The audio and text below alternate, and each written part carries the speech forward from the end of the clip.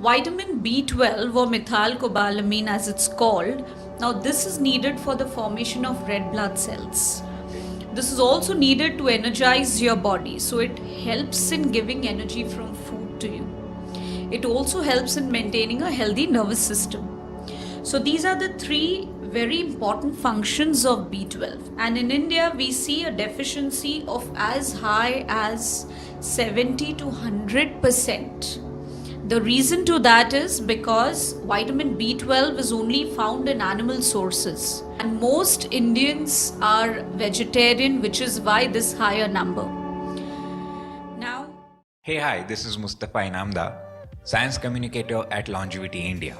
The goal of Longevity India is to explain the science behind healthy aging so that you can use it and be healthier.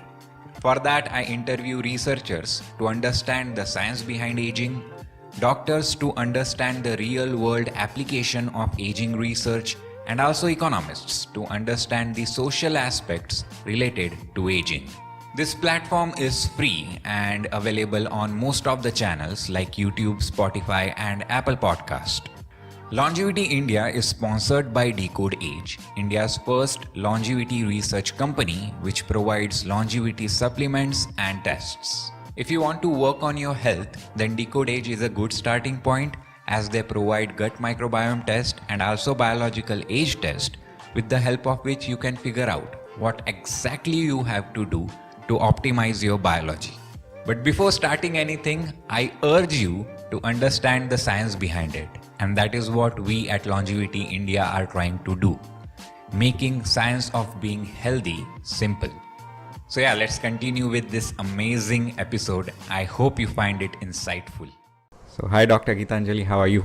hi, I'm good. So welcome to Longevity India podcast. In this podcast, we tell people how to live a longer and healthier life. And today's topic is very interesting, which is the nutrients deficiency that is there in Indians especially. So before going into that, can you please introduce yourself? Hi, I'm Gitanjali Mengi. I'm a clinical dietitian and a nutritionist with about 18 plus years of experience. And we've been dealing with cases like obesity and endocrinal disorders and diseases in the past. We've also seen a couple of cases like underweight and things like that. So we've been dealing with more clinical cases than otherwise. Yeah. So Gitanjali, let's start with the talk of yours. And the first thing that I wanted to ask you, or I had a request that can you please define what nutrients are? Nutrients होते क्या है? Okay. So whatever food we eat energizes our body. तो जब हमें energy मिलती है तो वो एनर्जी के साथ खाना हमें और बहुत सारे एलिमेंट्स देता है जिसे हम न्यूट्रिएंट्स बोलते हैं. So these nutrients are the one that actually help us in giving longevity to life. They also help in preventing us from a lot of diseases and deficiencies. So in today's era, what is happening is the kind of lifestyle that we are leading, we are actually entered an era where we are having a lot of deficiencies. So today we're going to actually discuss about why these deficiencies, which deficiencies, and so forth. So like when you said that today's lifestyle is causing this nutrient deficiency, so what do you mean by today's lifestyle? Okay, so first let me explain you from the base. When you talk about nutrition is a science of food and how it energizes our body. Now, when you look at nutrients are basically of two types. One which are needed in large quantity, which are called as macronutrients, and the other which are needed in small quantity and called as micronutrients. Now, macronutrients are carbohydrate, protein, and fat. So they are the basic elements without which existence is not possible. So that is macronutrient. When you talk about micronutrients, the ones needed in small portions, they are vitamins and minerals. So this is the broad category of nutrients. Now, the most common deficiencies we are looking at these days. So when you look at the most common deficiencies in India, the number one deficiency in macronutrients that we have is protein deficiency. As high as 80% of Indians are protein deficit. 80. So it's probably that I am also protein deficient, I guess. 80% is a big number. Yes, it's a very big number. And how, like, if this protein deficiency is very severe, or is it tolerable? I mean, It's not very severe. When you say very severe, you would see a lot of signs and symptoms, typically kwashiorkor and marasmus. So these deficiencies are in highly, low-income group or poverty-based. नहीं मतलब 80% जब बोला मुझे लगा कि मतलब जी रहे होंगे वो लोग, उनको पता नहीं होगा कि प्रोटीन डेफिशिएंसी होगी. All right. Okay, I'll just tell you. So when we say gross deficiency, अभी deficiency जो है इसके भी दो types हैं. एक तो gross हो गया यानी कि बहुत ज़्यादा deficiency. तो ऐसे केसेस में आपको फिर सिम्टम्स दिखेंगे जैसे कि क्वाशियोकर मरास्मस जो कि बहुत ही लो लाइंग एरियाज में देखा जाता है. So right. So now when you're talking about protein are the building blocks of our body, and we need almost 0.8 to 1 gram per kg body weight of proteins, and this has to come from good quality sources. So this is where we Indians are lacking. The quality of proteins that we are eating is not very great. So we discuss this in detail later. The second type of nutrient which is deficit is vitamin B12. Vitamin B12 or methylcobalamin as it's called. Now this is needed for the formation of red blood cells. This is also needed to energize your body. So it helps in giving energy from food to you. It also helps in maintaining a healthy nervous system. So these are the three very important functions of B12. And in India, we see a deficiency of as high as 70 to 100%. The reason to that is because vitamin B12 is only found in animal sources. And most Indians are vegetarian, which is why this higher number. Now, again 70 to 100% and 70 to 100% vitamin B12 deficiency in India and 80% protein deficiency. So we are quite nutrient deficient in India. Yeah, so besides this, we're looking at vitamin B9, which is folic acid. Now, folic acid along with B12, what this typically does is, this has a role in the formation of red blood cells. Now, again, the deficiency in India that we're looking at is about 40 to 60%, which is most commonly seen in preschoolers and adolescents, right?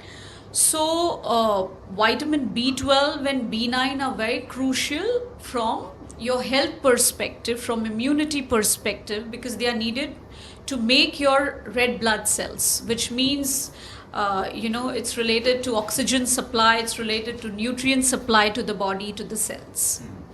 Yeah, so that's about. Am I able to conclude this, that if you are feeling energyless, right, if someone is feeling energyless, probable reason हो सकता है कि nutrient deficiency है. Absolutely. क्योंकि Which is very common these days. बहुत लोग complain करते हैं कि यार एनर्जी फील नहीं हो रहा है, ये नहीं हो रहा है, फिर खाना खा लेता हूँ उसके बाद भी नींद आ जाती है, एनर्जी तो आती नहीं है. ऑलराइट, सो भाई चेक करवा लेना जो भी है. तो ये So ये तीन हो गए protein, macronutrient, vitamin B12, vitamin B9. इसके अलावा we are looking at vitamin D. Now vitamin D is a fat soluble vitamin, and इसका जो मेन रोल है बॉडी में, that is to keep your bones strong, for muscular contraction and to signal, the muscular contraction signaling is also provided with vitamin D. So lack of vitamin D can lead to a lot of symptoms like cramping and weak bones and pain, typically in the lower back and collarbone area. So these are the kind of symptoms a person would see.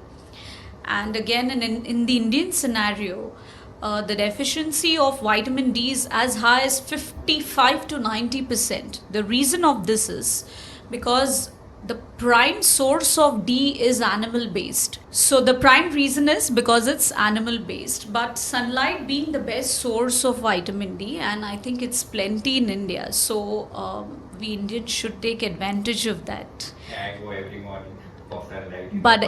But precisely morning sun doesn't work these days because the pollutants are so high in the air. So previously we used to give this prescription to patients that you go in early morning sun, take sun bath. But now the prescription has changed to between 10 to 12 noon because the sun is strong and your body is able to absorb that. Maybe that is for Mumbai people. I am from Bangalore. Their pollution is low. Yes. So in the urban scenario, that's what we say. I'm sure Bangalore is also getting polluted. So But all right. So vitamin D deficiency. So four nutrients we. these are done, and the last one is iron, which is a mineral. So we spoke of one macronutrient, three micronutrients: B12, B9, and vitamin D. And the fifth nutrient we are talking about is iron. Now, iron is a mineral, and this has a very important role in forming red blood cells and helping to supply oxygen and nutrients to your body. This is also linked to your immunity and to the mental functions. Now, in India, we've seen adult women having a condition called anemia. Anemia is where your iron levels are very low, and as high as 53% adult women are deficit in iron. So I believe the deficiencies of nutrients are very high in India, and that's also because of the lifestyle that we are leading. Balanced diet is a concept people are trying to they are trying to have a balanced diet, but maybe because of work they are time pressed and they are not able to manage it. So these are the reasons for deficiencies, and these are the 5 most common deficiencies. So 5 deficiency we talked about, including 1 macronutrient, which is protein, then 3 vitamins and 1 mineral, which is iron. And जब आपने बोला तो जब आप percentage बता रहे थे right 90% 50%, तो सारे जो न्यूट्रिएंट्स है ऑलमोस्ट 50% इंडियंस में नहीं है. तो अब नहीं है तो क्या करें लाने के लिए क्योंकि मतलब 50% इफ़ यू कंसिडर नाउ, वो जितने भी व्यूअर्स है जो भी व्यूज़ आएंगे इस पॉडकास्ट को, उसमें से 50% व्यूअर्स जो है हमारे उनमें न्यूट्रिएंट डेफिशिएंसी है होगी, तो वो लोग क्या करें? So we are going to discuss the sources of these solution. I thought you would want the causes of. Let's talk. Let's first. Okay. Fair. Firstly, you want to know the reason why the deficiency is so high. 2 decades back, nobody's ever heard what is a deficiency, or 3 decades back, there were people who rarely knew what is a nutritional deficiency. But the rising trend of nutritional deficiencies is because of increase in population, increase in pollution. To give you an example, vitamin D, as we just spoke, the best source is sunlight. Now, in the olden days, we used to say that you take morning sun and that is going to, give you your doses of vitamin D. But because the pollutants are so high in the air, we're saying that these pollutants are affecting your absorption of vitamin D. So that's one, pollution. Second, we are talking about the use of strong pesticides while growing food. So these pesticides are coming in way of the, the absorption of the nutrients from food. They are also affecting the composition of food and the absorption of food. So use of strong pesticides is another reason. Third is the use of gadgets and screens. Now, right from children to age-old people, they are getting very addicted to these gadgets and screens. And because of this, what is happening is the release the the natural release of salivary juices which should happen when a person is eating food. What happens is, when you see the food, um, your salivary juices are secreted, and then that's how you chew your food well and you digest your food and absorb. But this system is getting bypassed because of distractions while eating food. This is one of the very important reason in today's era why we are facing a lot of deficiencies. Yeah. Besides this, we are looking at the use of multiple drugs. For example, if somebody has a headache or acidity, it's so easy to pop a pill. Okay. And this is actually becoming a very rising trend, and the scenario of polypharmacy is increasing highly. So this is leading to alteration in the lining of your gut. Now, when you're going to take antacids or when you're going to take these drugs, what happens is the acid levels, the natural acid levels of the gut, they drop. So the absorption of iron, the absorption of vitamins like vitamin K, vitamin B12 gets altered. So these are very important reasons of deficiencies that we are seeing. Yes, and I don't know. I'll decide whether it should be part of the podcast or not. But I was reading this book, which is known as 10% Human, and the basic idea is that 90% you are microbes, right? And the gut microbiota, as we all know, degrades food. It plays a role in secondary digestion, and then you have your nutrients extracted and everything. And this particular thing, that when you take antibiotics, right, you are disturbing the gut microbiota at another level. And if you are taking it like Indians do take it, like kuch bhi hua to antibiotic le lo, that's all. Now because of that, this conditions which has resulted because of disturbed microbiome has arrived today. Because I was reading in that book only that in 1960s we were not having the problem of obesity. Right, obesity was not such a big problem, but now it is an epidemic, and that is because of all this ignorance that we have regarding our food, and also the overuse of antibiotics and antacids also. I recently came to know that antacids also disturb the gut microbiome to another level, like more than antibiotic. So yeah, it's In fact, couple of days back, I read this data that when you take antibiotics, your gut microflora is disturbed for the next 6 months. So to restore that, it takes at least 6 months. And here is an interesting fact that appendix is not useless. I don't know, reading from childhood or anything, but appendix is the reservoir of this gut microbiome that we have. Like there is cecum, right, which is the epicenter of gut microbiome. To that, this appendix is attached. And when your gut microbiome gets disturbed because of any other reason, it is appendix that it restores its microbiome from. And it was very interesting fact to know. That's good. So which is why people who undergo surgeries of appendix, where it's removed, they typically face a lot of gut issues, after which a lot of allergies and a lot of, drop in immunity. So I think somewhere this makes a lot of sense, what you just spoke. Contradictory, because earlier we didn't knew this. And at that time we were removing appendix like anything. But now, if you are going to an appendix surgery, please consider this. Whoever is watching this. All right. So yeah, we talked about causes. Any more causes of this nutrient deficiency we have covered?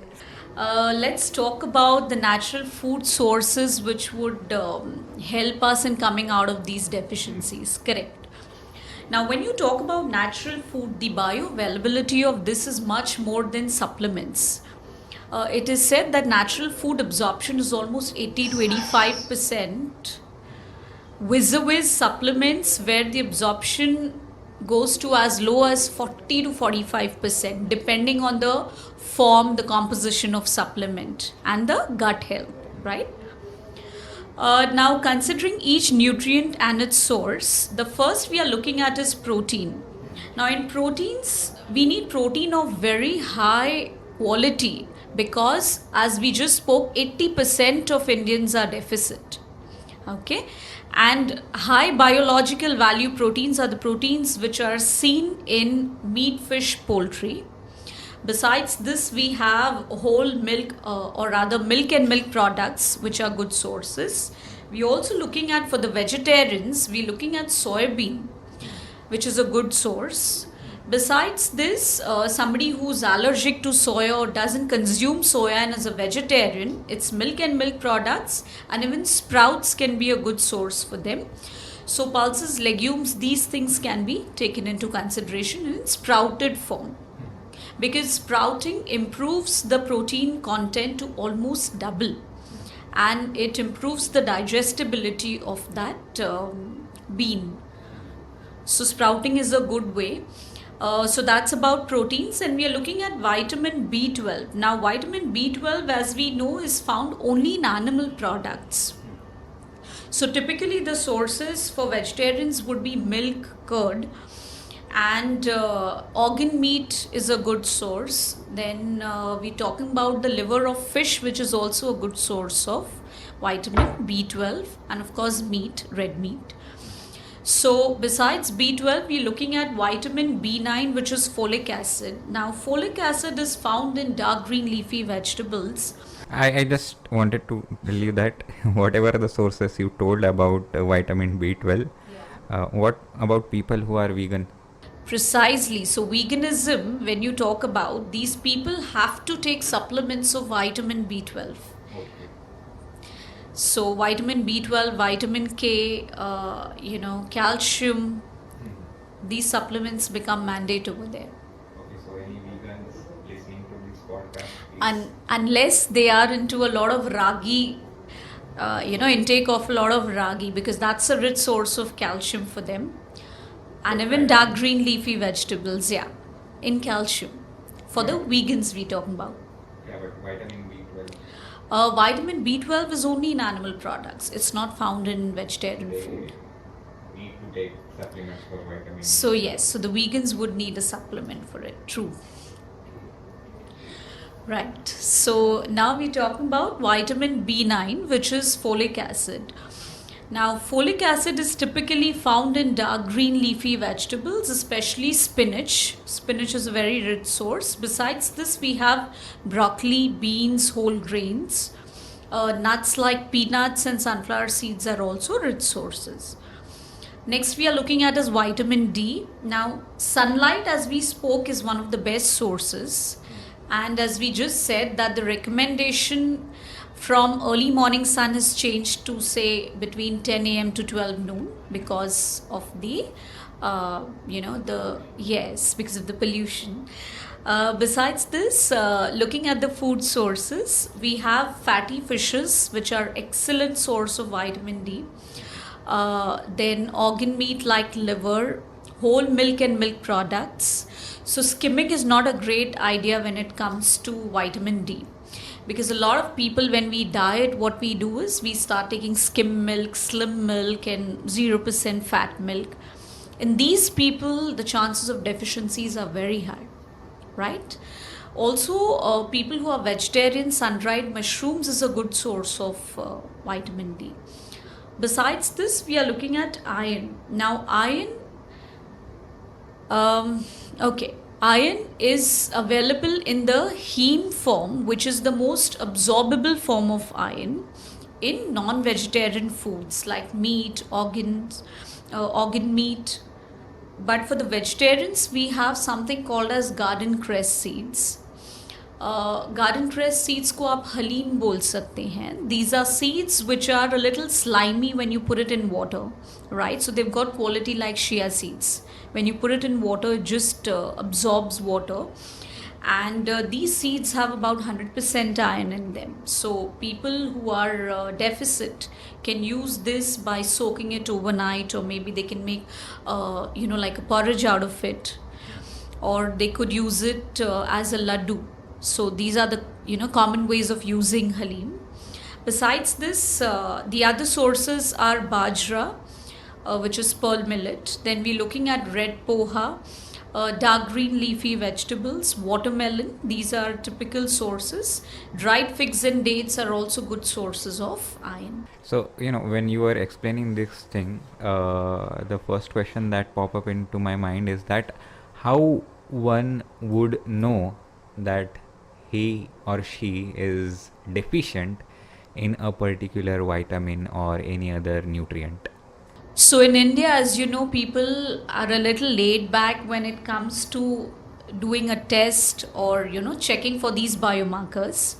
So we analyze this based on signs and symptoms. Now, iron deficiency signs are typically listlessness, lack of concentration, feeling dizzy. So when these sort of signs are seen, lack of energy, right? So when these sort of signs are seen, we need to get ourselves tested and accordingly. So, like, first step would be observe the symptoms, then do the test, and then start a particular diet which is rich in the nutrient that you are lacking. All right. So this different nutrient deficiency will have different symptoms. So if you can explain that, so people will be useful to them. You're talking about taking an example. Yeah. For example, you just talked about iron deficiency, right? What about vitamin B12? Right. So when you talk about vitamin B12 deficiency, the first symptom typically that one would see is lack of energy. Then besides this, there are problems like hair fall and lack of concentration, and sometimes there is tingling sensation in the hands and feet, and burning feet syndrome, as we call it, when the deficiency increases. When these people they walk, they experience a slight inflammation and burning in their feet. So these are signs of vitamin B12 deficiency. All right. So yeah, lack of energy might be a good sign, I guess. That's a very common sign. So it overlaps with vitamin D, with iron, with protein. Protein deficiency also will give you lack of energy because the muscle mass is low. So मैं ऐसा सोच रहा था कि अगर lack of energy है तो एक बार टेस्ट करवा लो and then you will get to know. So जब आपको lack of energy होती है तो उसमें A, B, C, D, E बहुत टेस्ट हो जाएंगे. Okay. That's how it is. अगर आप specific देख रहे हो, like we know somebody, like for example somebody the other day, like a lady, she was telling me that I have a lot of cramping in my feet, lower back pain, classic sign of vitamin D deficiency. So this is how we pick. Okay, ये test तो कराना ही है. इसके अलावा of course you would do the others also. So if you are in Bombay and you are having energy deficiency, then please contact Dr. Gitanjali. Anyone, I mean they all are very good. All the dietitians. All the dietitians that we have. Okay, so where were we? Preventions, yes. Well, we've all heard the saying prevention is better than cure. And when it comes to prevention, food is the number one source that we are looking at, because as we just spoke, that absorption of nutrients from food is much higher than supplements. So a well balanced diet is something to help you in the long run, to not let you go into any deficiency. So the first step towards prevention would be a well balanced diet. Then we are looking at improving your lifestyle. Now in lifestyle, we're talking about sleep, physical activity, food, water. These are all part of your lifestyle. Now sleep has a very important role to play, because when a person sleeps in Mumbai, typically if I'm talking about, sleeping for 8 hours plus is a luxury. So we say minimum 6 hours sleep, maximum 10 hours. So we average it to 8 hours. But there are people who do not sleep for the minimum 6 hours as well. And it's not only adults, we're talking about students. Obviously, the reason is their studies, which is a priority.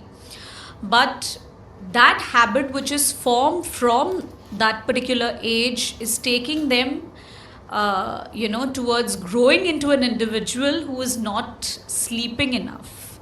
So that is one area of improvement. Also, we are looking at physical activity. Now, there are a couple of people who do not have time to exercise. Now, physical activity is done not only to keep a person fit, but there are a lot of other reasons like your cardiovascular health, your muscular health, and to prevent you from a lot of diseases. So if you're going to exercise for a minimum of 30 minutes, about 5 to 6 days a week, I think that is the basic necessity to have a good lifestyle. Yeah. So balanced diet, good sleep, physical activity, and last but not the least, we are looking at supplementation. Now, 2 decades back, we used to do supplementation, or we used to suggest supplements in people who are 50 plus, But now the recommendations have changed. You have a question? No, I'm just surprised by the fact that we Yeah. used to recommend 50 plus only. So, correct. So, 2 decades back, the recommendation used to be in 50 plus, we used to suggest supplements. But now, considering the deficiencies in 30 plus, we need to suggest supplements. Or somebody who's exercising, be it 20 plus also, you need to suggest a supplement if the diet is not correct. Yeah. And supplements, when we talk about, we are looking at nutraceuticals in particular, because now supplements are made of 2 types. One which are chemically made in the labs, and second which is made from food. Now the ones which are made from food are called nutraceuticals, right? And the absorption of nutraceuticals is definitely better, and the side effects of these would be less. So we are looking at supplementation as nutraceuticals in the long run. That should help to prevent these deficiencies along with a balanced diet. Thank you. All right, I had 2 questions. Yes. So now you, in the first part of this answer, you told that we need to have a balanced diet. Now, what do you mean by balanced diet? Yeah, so this is a good question. This is actually, to sum it up all, balanced diet is based on 5 major food groups, as we call it. So the base is cereals. So our diet is based on a food pyramid, and the base of the food pyramid is cereals. So cereals is all your grains like wheat, rice, gehu, chawal, bajra, jawar, all of that. Then comes fruits and vegetables as a second group. Yeah, fruits and vegetables, we need at least 5 servings a day. So it could be 1 or 2 fruits and about 2 to 3 vegetables, right? Then we have milk and milk products, because they are the ones which give you enough minerals, calcium, proteins. So that's the third food group. Fourth, we are looking at are the meat, fish, poultry, and pulses and legumes. And fifth, which is the last, is fats, oils, and sugars, which is needed in very small portion. I mean, to explain it to a lay person, we would say that you need fat as much as a thumb. So that's the only quantity that you would need. So if you're taking these 5 food groups, then I think you wouldn't go into any deficiency. Alright, and the last question which I had from a long time, because of the fact that I run Instagram like anything, and I see multivitamins ad here and there, and I was like, should I take it or should I not take it? So what are your opinions about multivitamins? Multivitamins, as we just said, used to be prescribed previously in the 50 plus, but yes, these days we do prescribe it to people as young as 30s and 40s also. And the reason to that is because of their basic diet. So when we do the analysis of the diet and we see that their diet is not balanced, or maybe they are not spending enough time in eating their food, that's also one thing. See, a person is eating everything but is still facing lack of energy. B, a person is not eating enough. Yeah. Now, person A who's eating everything, maybe is eating it not in the right way, is eating it too fast, not giving enough time to eat food, is very stressed. So these can be the reasons of the deficiency. So which is why when we prescribe a diet, we analyze the diet, we see for any signs and symptoms, and then we prescribe a multivitamin. So, yes, multivitamin has become a part of the diet. Alright, Dr. Gitanjali, that's all questions I had. Thank you very much Thank for you. taking out your time for Longevity India podcast. Thank you. Thank you, my pleasure.